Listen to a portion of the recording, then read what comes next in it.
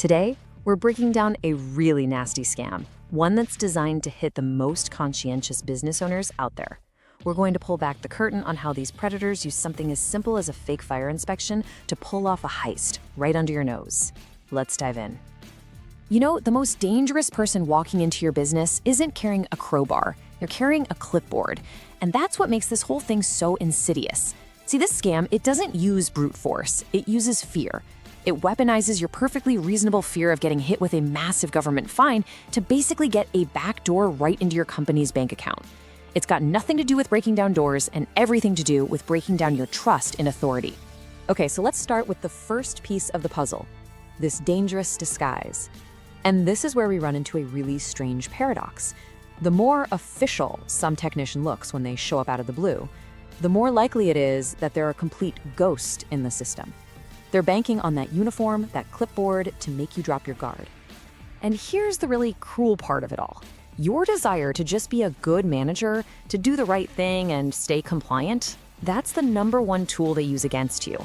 What feels like responsible cooperation is actually you handing them the keys to the entire operation. It's a total inversion of your best intentions. So that brings us to the next stage, the compliance trap. This is really the psychological heart of the whole scam. What they do is they manufacture an emergency out of thin air. This triggers something we call regulatory anxiety. It's that sudden, panicked feeling that the fire marshal is about to shut you down. And when that fear kicks in, your critical thinking, well, it just drops to zero. All right, so let's talk tactics. The first move they make is something called tag jumping. And this is where it gets really bold. This isn't just a sneaky trick. It's a physical takeover of your compliance records right there on your own property. Think about it. This isn't an inspection, it's a hijacking.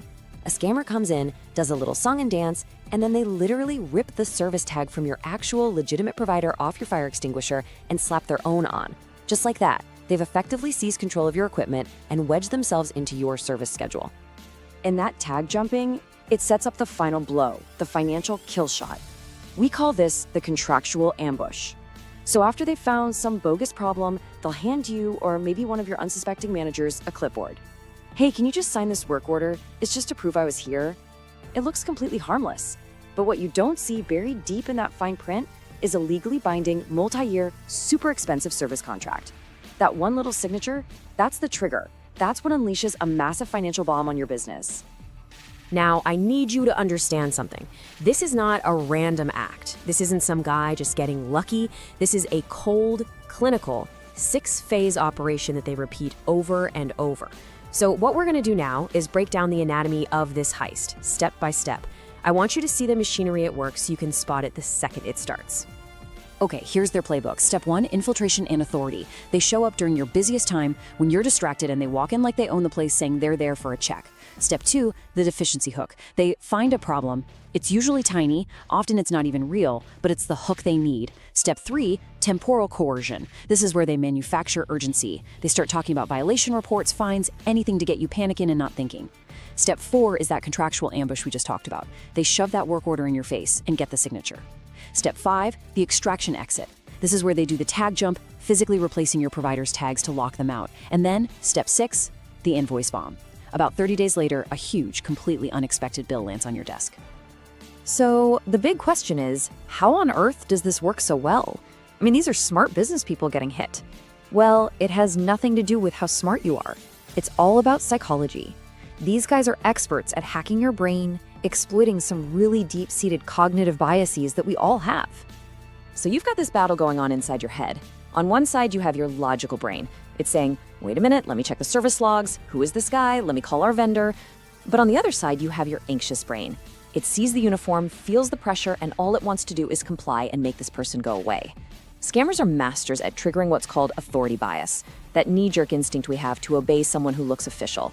And they always strike during peak chaos for a reason, to make sure your anxious brain wins that fight. So you have to realize, the scammer isn't hacking your fire panel. They're hacking your good tenant instinct. All that stuff, the uniform, the clipboard, the talk about fire codes, it's just a stage play. The real target isn't your equipment. It's your deep-seated, totally normal desire to be a good, responsible manager, to be safe, to be compliant, to just not get in trouble. They literally weaponize your own sense of responsibility. Okay, so we've taken the engine apart, we see how it works. Now, let's talk about defense. How do you stop this? The good news is you can build a simple procedural wall that makes this entire threat just evaporate.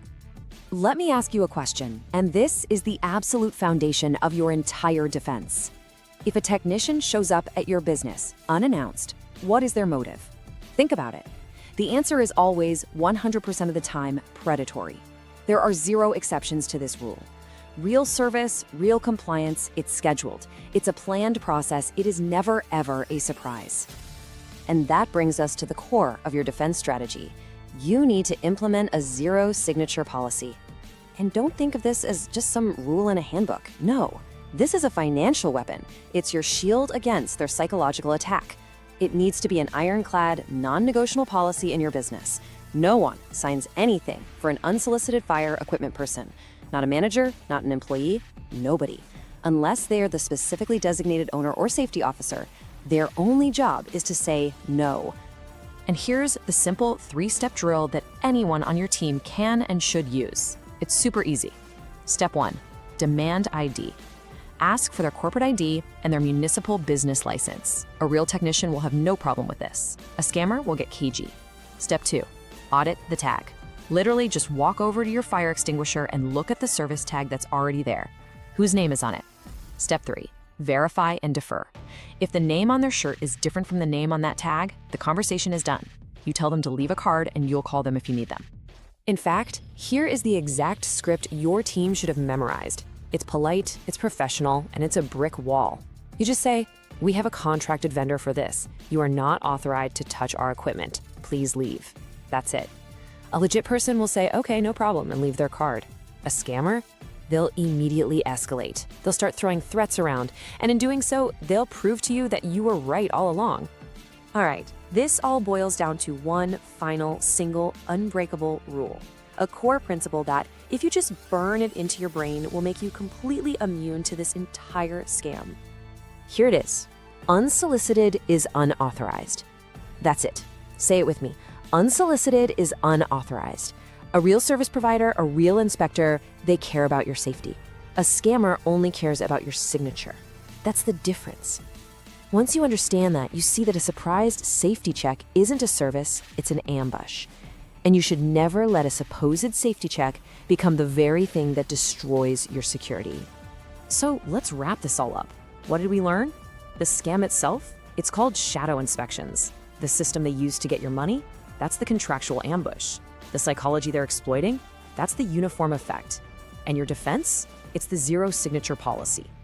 If you understand these 4 pieces, you're not a potential victim anymore. You're a brick wall. You now have the procedure to shut this down cold.